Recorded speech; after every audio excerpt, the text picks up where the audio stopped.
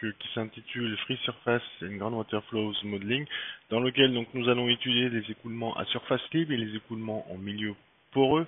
Je m'appelle Mehmet Ersoy, je suis enseignant chercheur à l'université de Toulon et j'effectue mes travaux de recherche, en particulier autour des écoulements à surface libre et les écoulements en milieu poreux, à l'Institut mathématique de l'université de Toulon. En raison du réchauffement climatique, on observe une hausse du niveau de mer qui érode un certain nombre de plages, et en particulier les plages sableuses. Donc cette érosion se fait à vitesse en moyenne de 50 cm par an, qui a un impact significatif sur la vie humaine, notamment d'un point de vue sécurité alimentaire dû à la salinisation, et qui a également des retombées socio-économiques, puisque nombreuses plages dans le monde entier sont des zones économiques avec un fort caractère économique, donc important, qu'il convient d'étudier pour pouvoir mettre en place un certain nombre de systèmes qui permettra donc de retarder, de ralentir, de freiner cette érosion côtière. Donc les travaux sur lesquels nous allons nous concentrer sont principalement dans les zones littorales. Vous avez une image, donc en bas à gauche, c'est la plage de l'Almanar qu'on peut également retrouver sur la sur la figure à droite.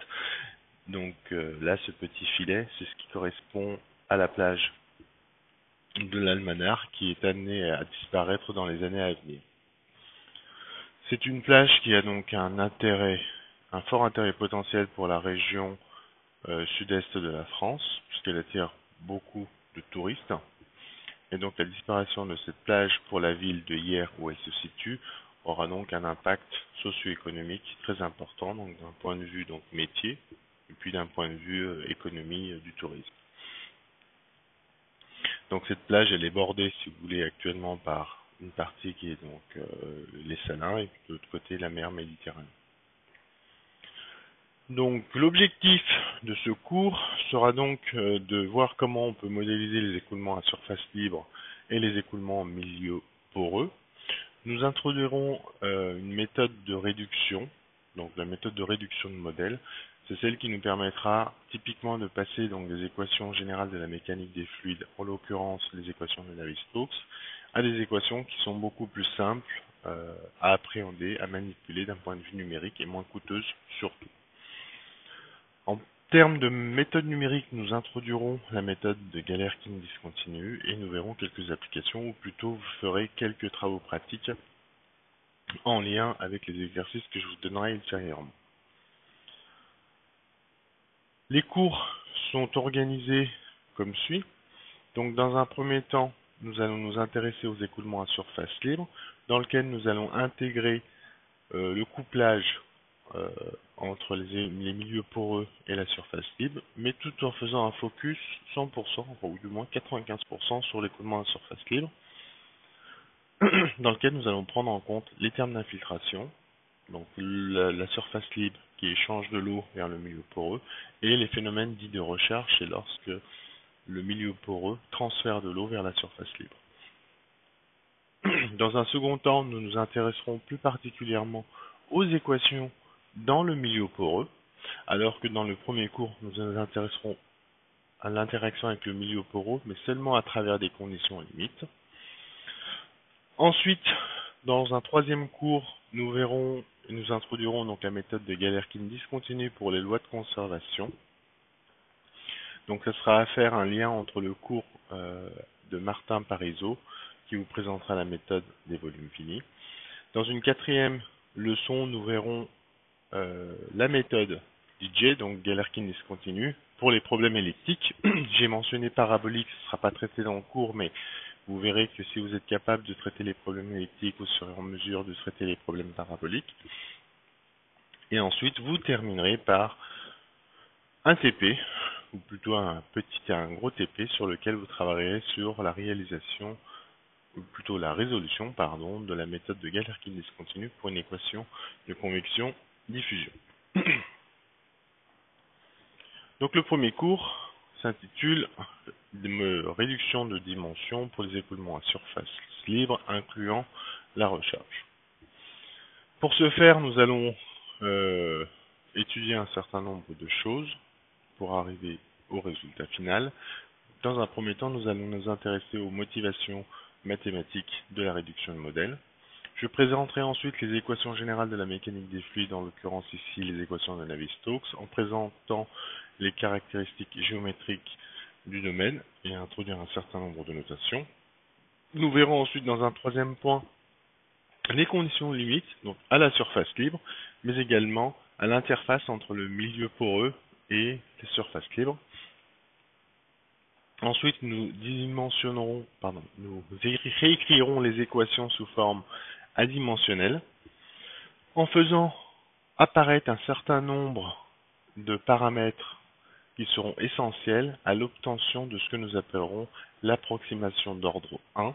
Cette approximation d'ordre 1 porte un nom, ce sont les équations hydrostatiques ou approximation hydrostatique des équations de Navier-Stokes. Ces équations seront ensuite intégrées verticalement, ce qui permettra de faire perdre une dimension au problème tridimensionnel initial et donc d'avoir un modèle en dimension 2, d'où le terme réduction de modèle.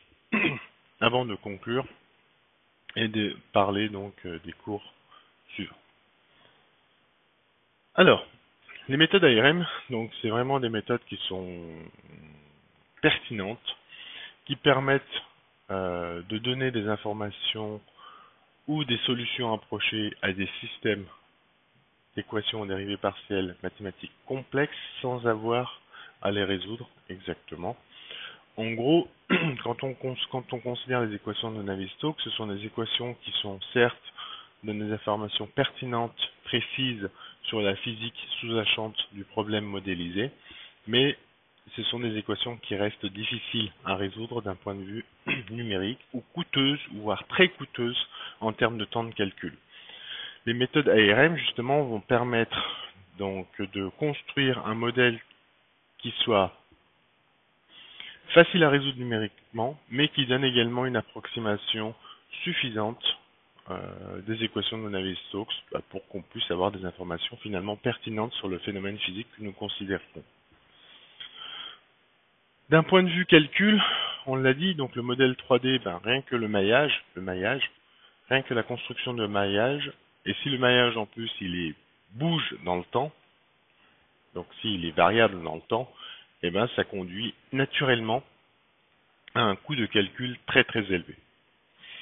Les méthodes ARM, justement, elles vont permettre d'utiliser moins de ressources, donc en principe avoir des calculs numériques qui soient beaucoup plus rapides. Les méthodes donc ARM, Asymptotic Reduction Methods, vont nous permettre donc d'obtenir des solutions approchées des équations de Navier-Stokes. Donc Navier-Stokes, nous, ça sera notre modèle complexe, qui vont nous permettre de donner en fait des idées sur le comportement qualitatif des solutions du système de Navier-Stokes. L'approche asymptotique permet également de faire apparaître un certain nombre de propriétés ou de structures qui sont cachées ou des propriétés de stabilité qui sont généralement très difficiles, voire très difficiles à identifier à partir du modèle initial. Alors comment ça marche? Pour pouvoir faire de l'asymptotic reduced model, pour pouvoir construire des modèles réduits, il faut donc déjà commencer par identifier un certain nombre de petits ou de grands paramètres. Dans le cadre de ce travail, nous ne parlerons que de petits paramètres, mais il faut savoir qu'on peut également faire ce travail-là dans le cadre de grands paramètres. Pour pouvoir faire apparaître ces paramètres, on va donc faire ce qu'on appelle un rescaling. On va donc faire un adimensionnement de nos équations initiales et faire apparaître un certain nombre de paramètres. Par exemple, le nombre de Reynolds, donc qui permet de savoir si on est dans un écoulement laminaire, transitoire ou turbulent. Ensuite, une fois qu'on a identifié ce paramètre que j'appellerai epsilon, on va donc faire ensuite un développement asymptotique. Le développement asymptotique, c'est quoi? C'est regarder finalement le comportement de la solution par rapport aux variations de epsilon. Dit autrement, Le développement asymptotique, c'est rien d'autre qu'un développement de Taylor par rapport à la variable epsilon. Donc je reviendrai sur ce point plus tard. Une fois qu'on a donc mis en évidence ce petit paramètre, ce grand paramètre, ce paramètre epsilon, on va donc déterminer en fait les termes d'ordre principaux. Et donc tous les autres termes, en fait, on va donc les jeter, on va donc les négliger. Ce qui va nous permettre automatiquement de simplifier la complexité du modèle initial. Alors attention, dans certains cas, je le mentionne quand même, dans certains cas, ce type de technique peut conduire à des modèles qui sont finalement complexes, notamment lorsque nous considérons des modèles d'ordre 2, voire d'ordre 3, voire plus. Donc ça c'est important à souligner, puisque même si on fait perdre une dimension, on introduit un certain nombre de termes, et ces termes-là, il faut les discrétiser, les approcher d'un point de vue numérique, et ça peut conduire à un coût de calcul qui reste relativement élevé. Il sera toujours plus faible que celui de la résolution 3D, mais ça rajoute des complexités et de la technicité supplémentaire. Tout ça pour dire que les méthodes réduites, enfin les modèles réduits, sont des modèles qui sont plus simples à résoudre en général. Et c'est souvent le cas lorsqu'on considère des modèles d'ordre 1, comme nous verrons dans ce contexte-là. Donc c'est un petit peu ce que je racontais donc dans la simplification des équations initiales. Donc ça permet d'obtenir donc des équations qui sont généralement plus simples que les équations initiales à manipuler d'un point de vue numérique. Une fois qu'on a donc construit donc ce modèle réduit, l'objectif d'après c'est de vérifier que si on prend la solution du modèle de Navier-Stokes, donc le modèle complexe, et qu'on se place dans un régime asymptotique similaire dans lequel nous avons obtenu notre modèle réduit, alors la solution du modèle réduit et la solution du modèle de Navier-Stokes global ne sont pas trop éloignés. Ok. Alors, pour les écoulements à surface libre, ce que nous utilisons de manière classique, c'est les hypothèses que le fluide est incompressible, qu'il est légèrement visqueux, et donc pour ce faire, on va considérer les équations de Navier-Stokes incompressibles, où ρ0 correspond à la densité du fluide, UF, l'indice F, c'est pour fluide, U en gras, c'est pour désigner le vecteur tridimensionnel de vitesse, donc U1, U2, U3. Sigma, c'est le tenseur des contraintes, et F, c'est le terme source de gravité. Donc nous supposerons que le domaine dans lequel nous allons résoudre ces équations s'appelle oméga F, et oméga F, c'est finalement c'est ce qui correspond à la zone délimitée entre la basymétrie, le fond par exemple de votre mer, et la surface libre. Donc le fond de votre mer sera noté ZB, B pour basymétrie, et zeta pour l'élévation de la surface libre. Au niveau des notations, donc A tensoriel B, qu'on peut réécrire bien évidemment sous la forme A fois B transpose, et l'opérateur divergence de A, c'est la somme sur J, pour J allant de 1 à 1, 3, de DJ à IJ. Donc, zeta, c'est la surface libre, ZB, la topographie.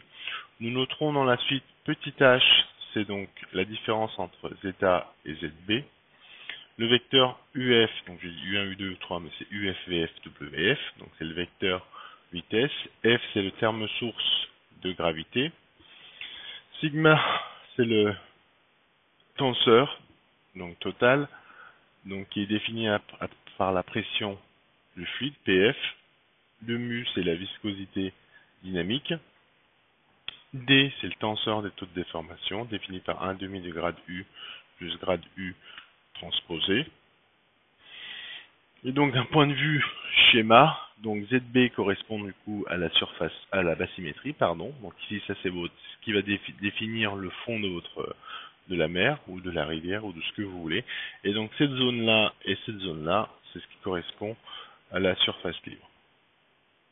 Au niveau des notations, nous introduirons également donc la normale au fond, NB, et les vecteurs tangents taux B1 et taux B2. Et de la même façon, nous introduirons donc le vecteur normal unitaire à la surface libre, NF, et puis les vecteurs taux F1 et taux F2.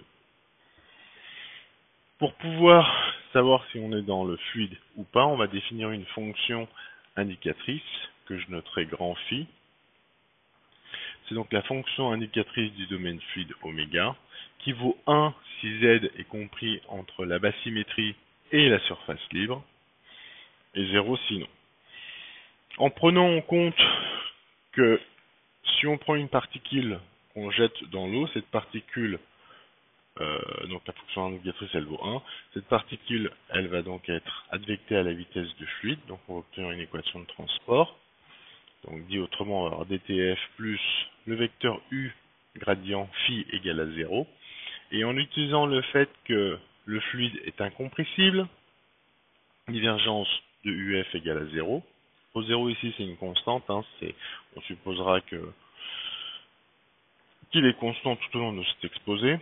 Et donc en utilisant l'équation d'incompressibilité, on peut donc réécrire cette équation sur phi sous forme incompressible. Donc j'appellerai cette équation équation de transport indicatrice, qui nous sera utile dans la suite.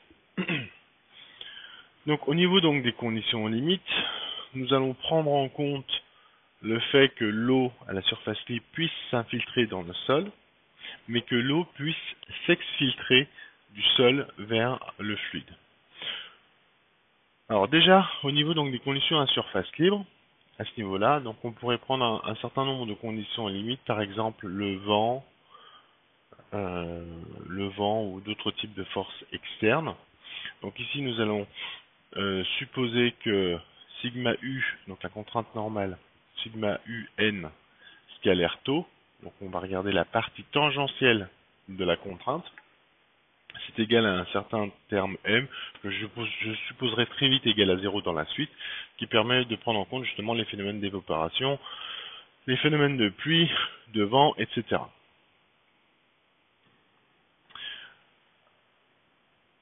Alors là ici, donc oui, ça c'est la surface libre, donc que je note en F arrondi. Donc le F arrondi c'est la surface libre, c'est le bord, donc c'est l'ensemble des points T, donc T est le temps, X, Y, donc X, Y c'est les variables donc horizontales, et zeta c'est la variable verticale. Donc, je rappelle, ça c'est l'élévation de la surface libre. On définit donc le vecteur normal NF comme suit, et on va définir les vecteurs tangents taux F1 et taux F2 comme suit. Alors, ensuite, au niveau de la surface libre toujours, on va imposer une condition cinématique à la surface libre, qui se traduit par cette équation ici. En gros, c'est imposer une condition sur la vitesse normale qu'on peut réécrire classiquement sous cette forme-là.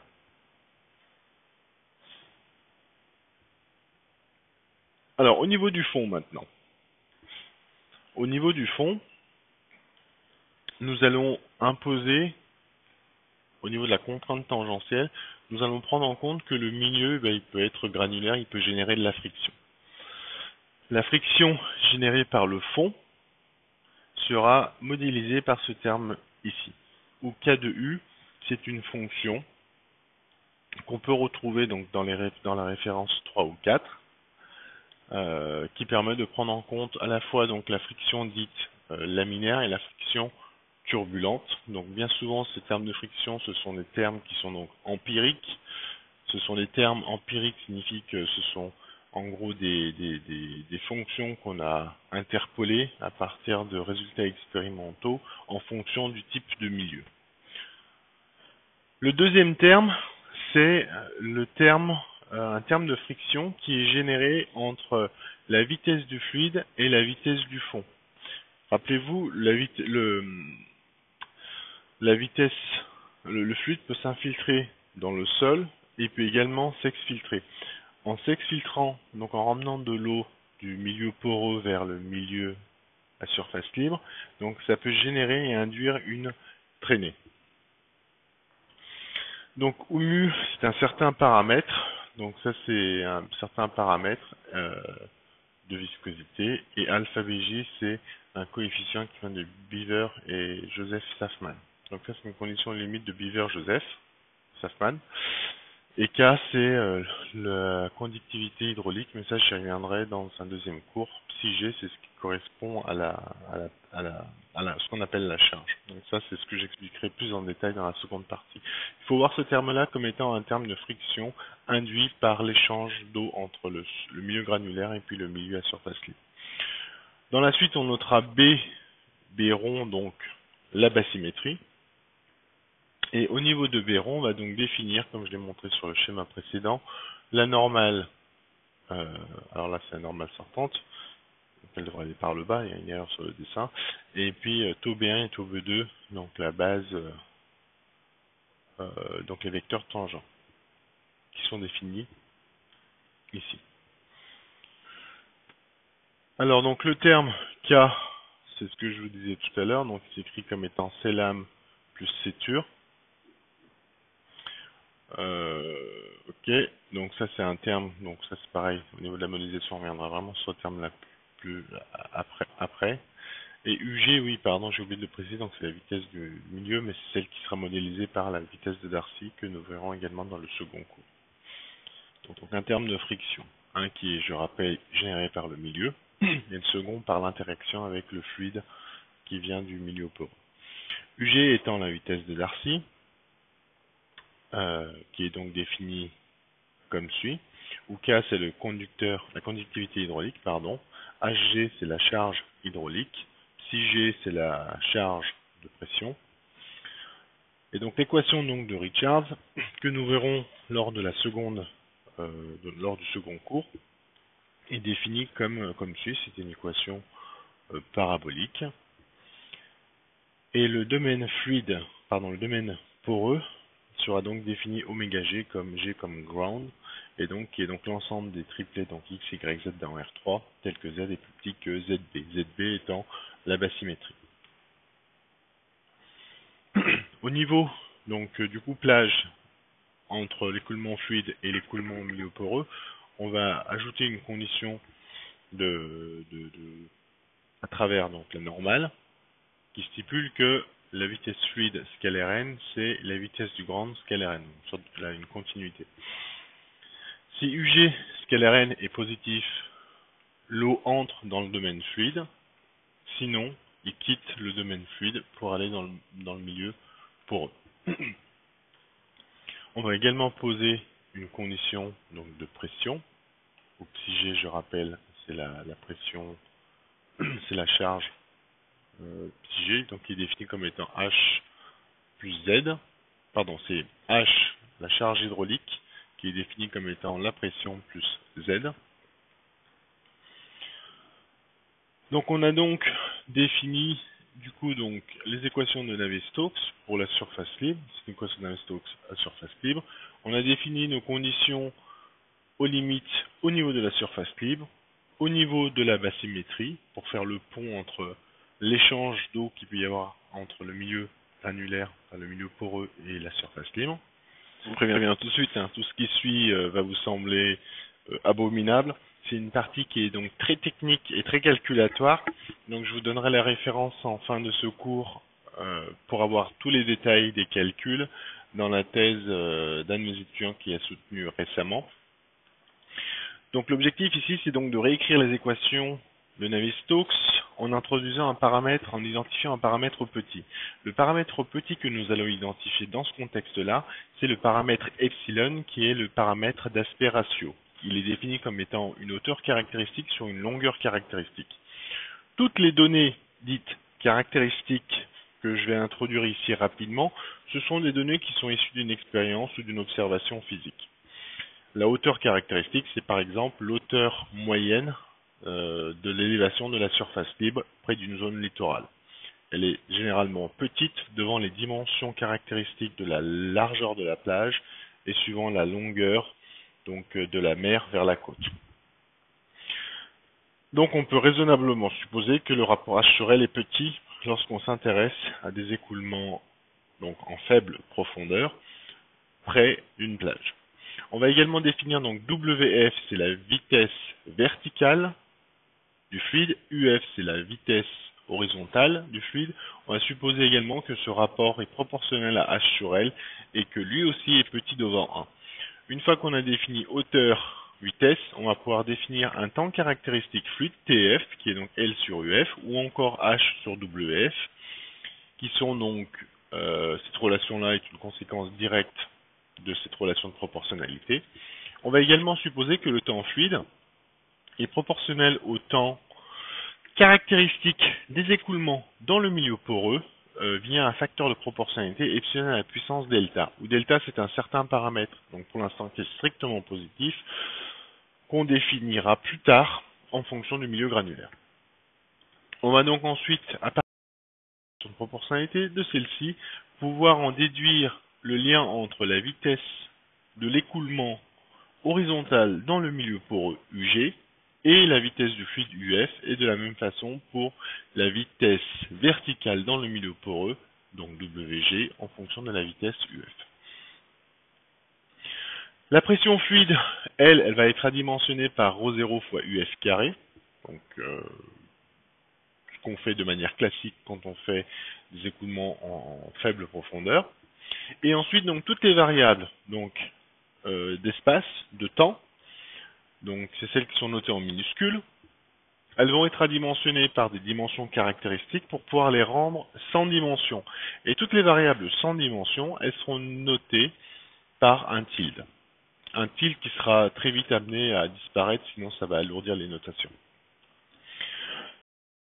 Particulier ici, donc le tenseur de conductivité hydraulique K, qui permet de définir la vitesse de Darcy, donc la vitesse de l'écoulement dans le milieu poreux, va être adimensionné par une conductivité hydraulique caractéristique K, celui-ci, qui sera défini comme ceci. Donc on peut remarquer qu'il y a une certaine anisotropie dans ce tenseur de conductivité hydraulique qui s'observe également dans les milieux granulaires. Alors, tous les termes j'ai dit, et il y en a un paquet quand même, donc les coefficients donc, de friction, C lame, C tur, vont être également adimensionnés. Les paramètres alpha BJ, donc ça c'est ce qui intervient au niveau de la friction générée par le milieu granulaire vers le milieu fluide. Eux aussi, on va pouvoir aussi introduire des nombres sans dimension classiques, le nombre de Froude qui est le rapport de la vitesse du fluide sur la vitesse du son, la vitesse du son étant racine carrée de GH, ou encore le nombre de Reynolds, RE.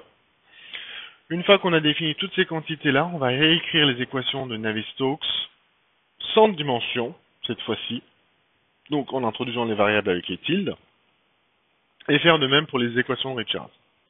Et en faisant donc cette manipulation, on va faire apparaître naturellement dans les équations des facteurs en epsilon, des puissances de epsilon, positives ou négatives, comme ici, 1 sur epsilon, ou encore epsilon 2.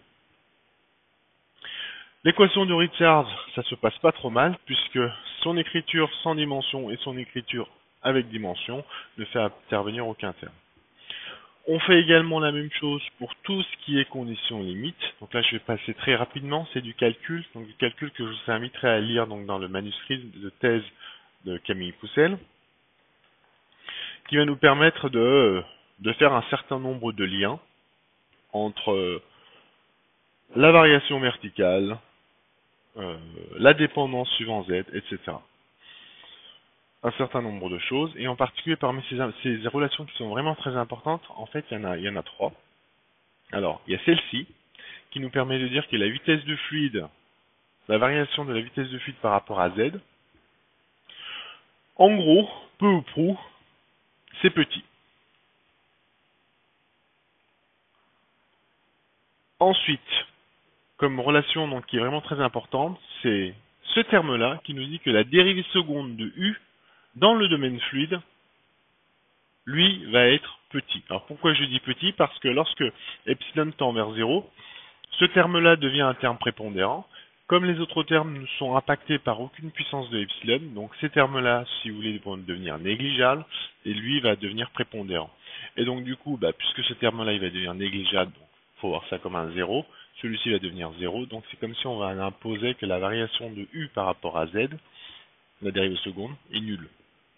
Donc si vous avez la dérivée seconde de u qui est nulle, dans le domaine fluide, s'il est nul au niveau de la surface libre, donc ça je vais y revenir après, non, je reviens après, s'il est nul au niveau de la surface libre, s'il est nul au niveau du fond, c'est que vous allez pouvoir réécrire la fonction uf comme étant une certaine fonction uf mais qui ne dépend pas de la variable z, plus une perturbation qui va dépendre de epsilon. C'est ce qu'on appelle le motion by slice, c'est un des éléments importants pour pouvoir réduire les équations de Navier-Stokes, pour pouvoir obtenir ce qu'on appellera les équations hydrostatiques.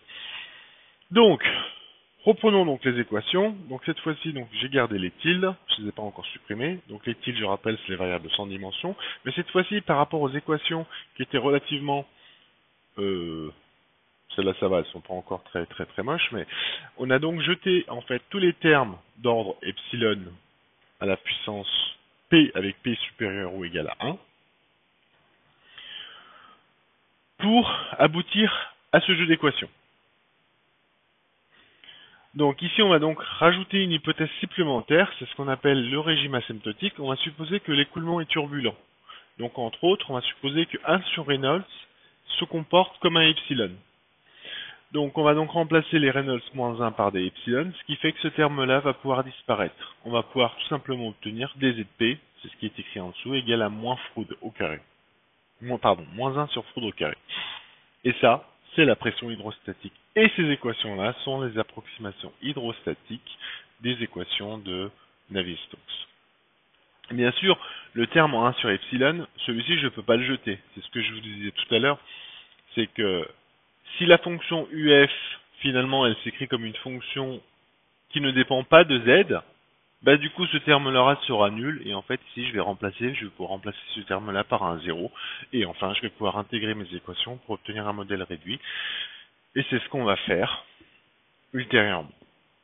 Donc là, c'est juste la réécriture des équations à la surface libre,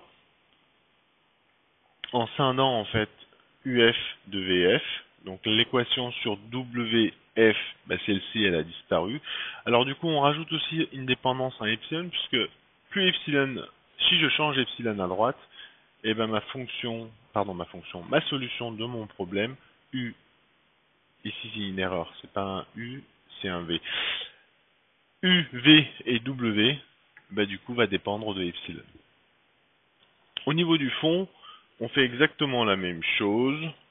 Alors là, pareil, encore une erreur de typo. Ici, toutes les quantités, elles dépendent de epsilon, bien que cette équation-là ne dépende plus d'epsilon. Alors, la dépendance des inconnus ici, en fonction de epsilon, est induite par le fait que l'équation à la surface libre elle-même dépend de epsilon.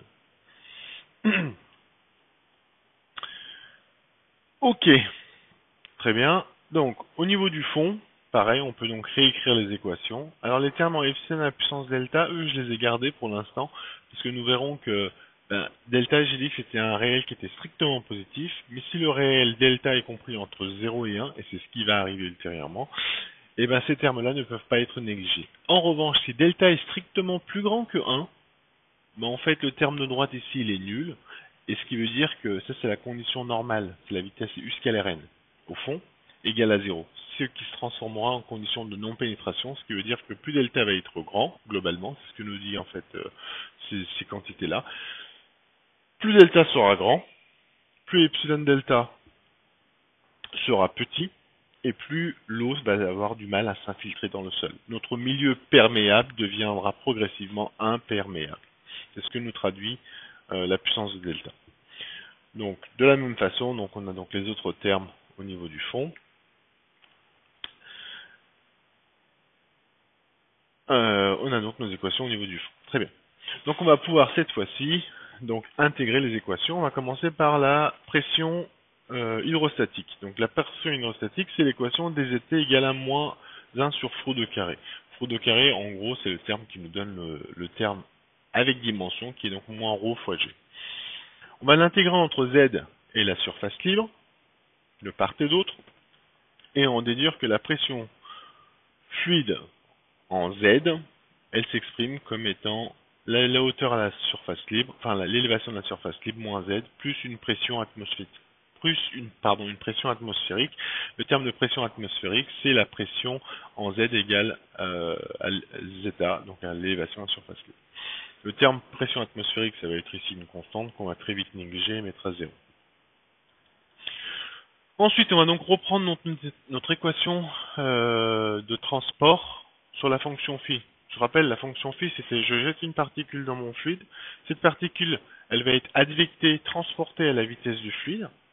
Et comme le fluide est supposé incompressible, on avait obtenu une équation non conservative, une équation conservative, donc dt phi plus dx phi u plus dy phi v plus dz phi w. Ici, pareil, il y a un typo, c'est w de f epsilon.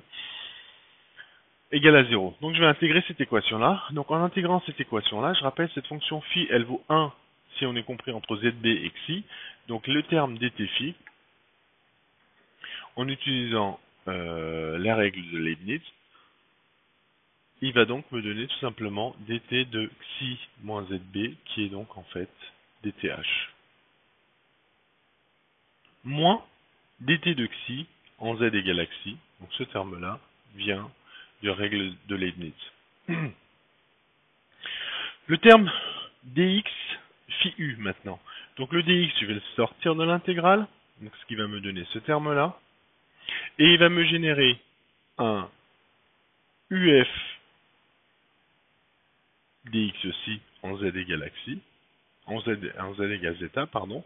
Et il va me générer ce terme-là au fond.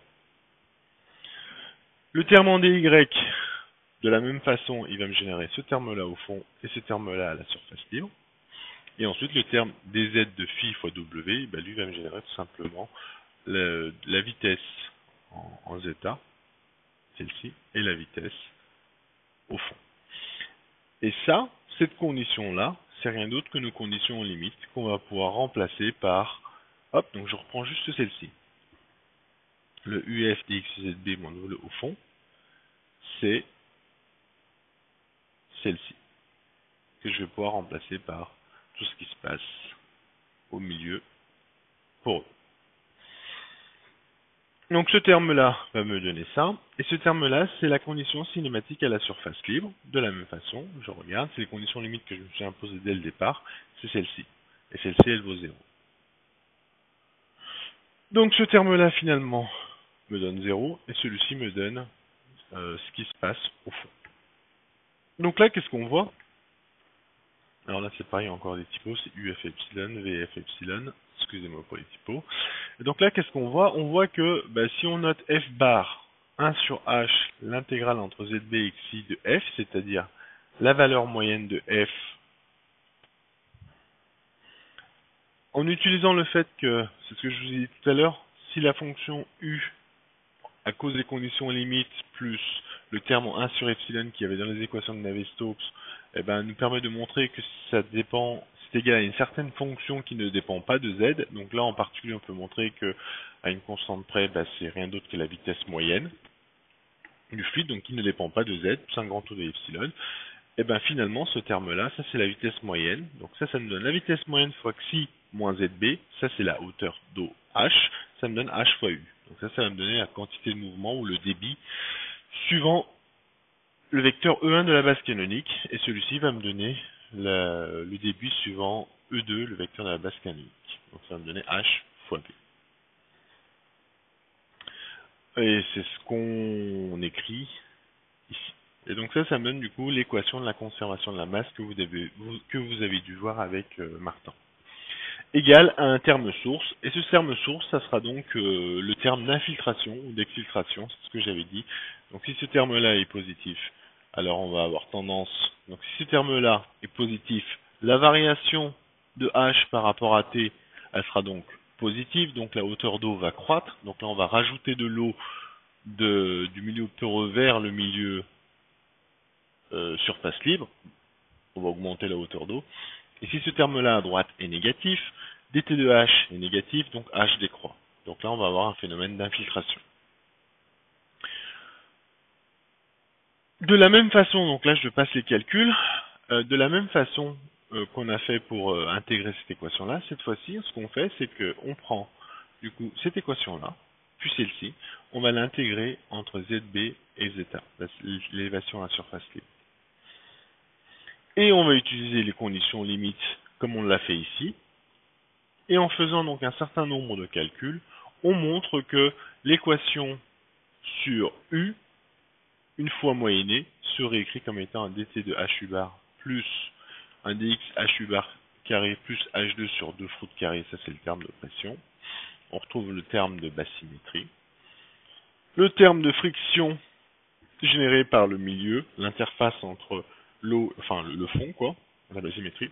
Et ça c'est le terme de friction généré par le fait qu'on peut avoir de l'eau qui s'infiltre dans ou qui s'exfiltre du milieu poreux vers le milieu surface libre.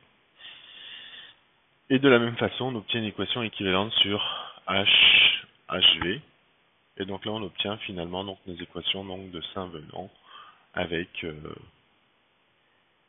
nos trois équations. Donc conservation de la masse, oui, lorsque ce terme-là est nul. On a la quantité de mouvement, H sur HU et sur HV.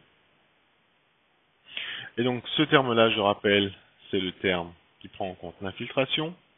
Le terme d'infiltration va avoir aussi un impact sur la quantité de mouvement via ce terme-là, sur l'équation sur UF et sur l'équation sur VF. Ici, dans les notations, donc j'ai jeté les barres pour alléger les notations, pour me ramener en fait à du UF et du VF où les notations sont beaucoup plus simples.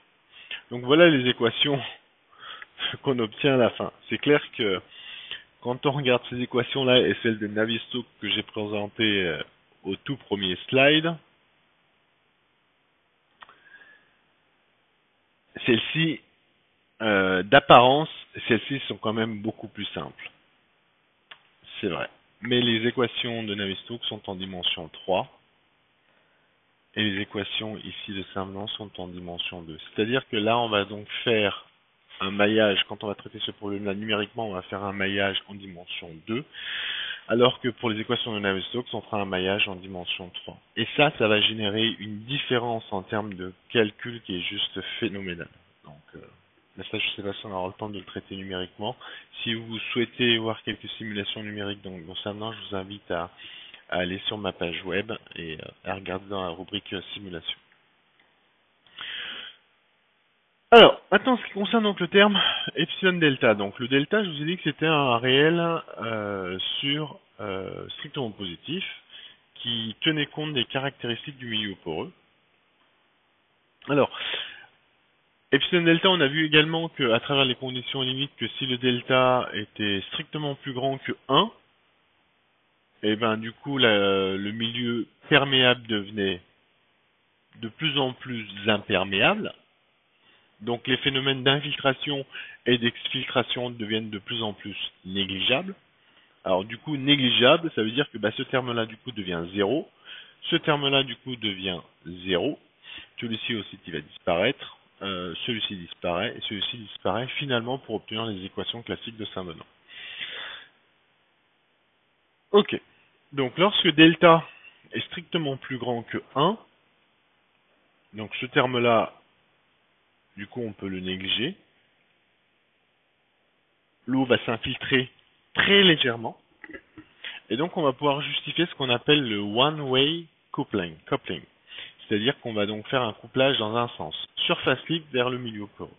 Puisque dans ce contexte-là, l'eau qui va s'infiltrer dans le milieu surface libre sera tellement faible parce que delta est grand et que epsilon delta est petit, que ça va très très faiblement modifier la quantité d'eau. Donc ça, c'est ce qu'on appelle le one-way coupling.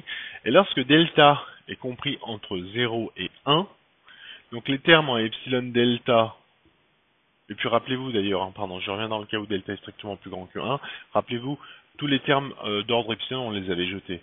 Donc lorsque delta est strictement plus grand que 1, on jette ces termes-là. C'est les équations de Saint-Venant classiques, et c'est le one-way coupling. Maintenant, lorsque delta est compris entre 0 et 1, alors ces termes-là, on ne peut plus les jeter.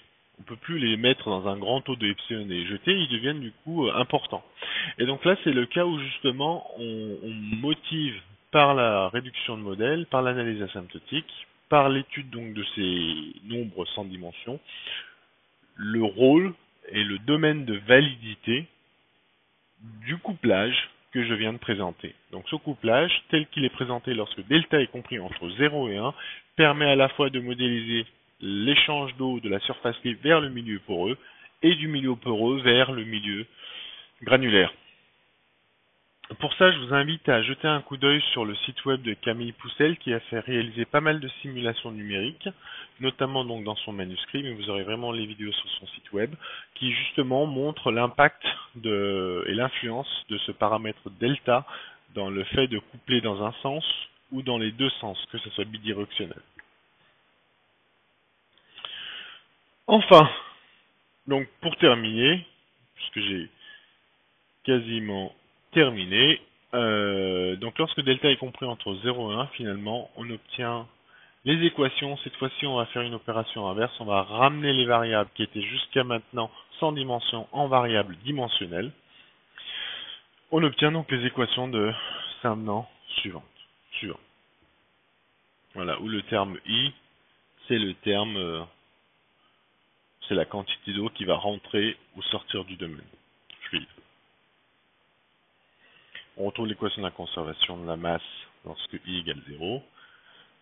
L'équation sur la quantité de mouvement, HU et HV, avec le terme de basymétrie, en particulier lorsque je mets I à 0 et que je prends alpha BJ égale à 0, donc ce terme-là, on retrouve exactement les équations bidimensionnelles de Saint-Venant que vous aurez vu dans le cours de Martin Parisot. Alors juste pour terminer, oui, pour mettre l'accent, donc je rappelle les équations de Navier-Stokes initiales, c'était des équations qu'il fallait résoudre dans un domaine tridimensionnel. Alors que là, les équations de Saint-Venant, ce sont des équations qui sont bidimensionnelles, donc il faut faire un maillage en dimension 2. Autre chose aussi, les équations de Saint-Venant, donc qui sont des équations bidimensionnelles, l'équation de Richards, elle, par contre, c'est une équation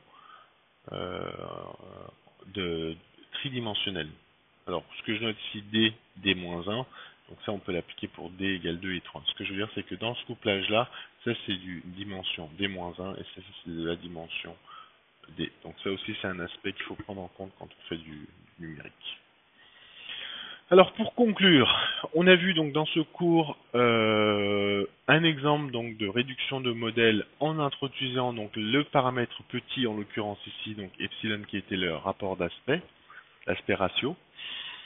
On a donc fait un développement formel asymptotique de la solution par rapport à epsilon.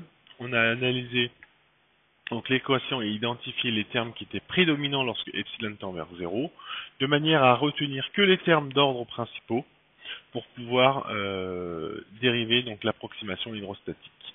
L'approximation hydrostatique que nous avons ensuite trouvé utile d'intégrer pour pouvoir faire perdre une dimension aux équations de Navier-Stokes initiales. Et on a introduit donc dans ce contexte-là donc les conditions limites nécessaires pour pouvoir faire un couplage et justifier le modèle, le couplage two-way. Alors, ce que nous allons faire dans le prochain cours, c'est, je vais vous montrer en quelques transparents la dérivation des équations de Richards. Donc cette fois-ci, on va faire un focus uniquement dans le milieu poreux. Donc dans le cadre donc d'un écoulement poreux saturé ou non saturé, je reviendrai sur ces définitions-là. Ensuite, nous verrons donc la méthode de Galerkin discontinue que nous appliquerons dans le cadre d'une loi de conservation. Et je vous présenterai donc la méthode de Galerkin discontinue dans le cadre donc, des équations elliptiques. Et enfin, vous terminerez par un TP dans lequel vous ferez de la convection-diffusion.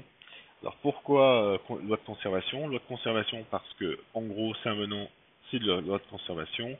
L'elliptique parabolique, ça c'est les équations Richards. Et donc si vous savez traiter ce type d'équation générale, vous saurez résoudre des équations que je viens de vous présenter. Donc au niveau des références, donc bon, il y en a un certain nombre. Donc au niveau des références que je vous suggère pour pouvoir comprendre en profondeur les calculs, c'est le papier de Fabien Marche, donc la référence 7. Vous avez également donc le papier, la référence 4, qui traite la manière dont on introduit le terme d'infiltration et d'exfiltration, I. Et ensuite, vous avez donc la thèse donc de Camille Poussel, que j'ai pas mise ici. Oui, que j'ai pas mise ici, mes excuses. Que j'ai pas mis ici, que je transmettrai dans le dossier référent. Voilà, je vous remercie pour votre attention et je vous dis à très bientôt pour le prochain cours.